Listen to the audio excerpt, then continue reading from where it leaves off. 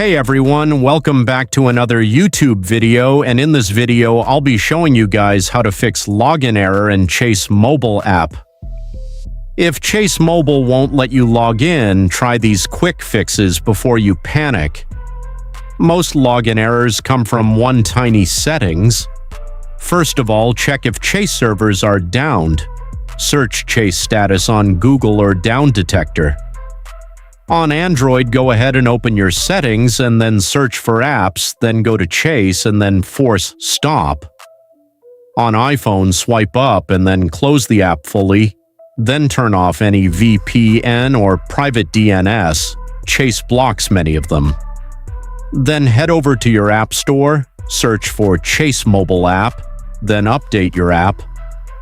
Updating your app, make sure you have all the latest files and bug errors, and your login errors will also be fixed. So make sure to update your app to the latest version. Then reset your network. Enable airplane mode on for about 10 to 15 seconds and then turn it off.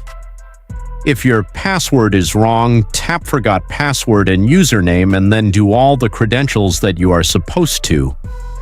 Tip: using public Wi-Fi, Chase might block the login. So switch to mobile data and that's it. Subscribe to more fixes.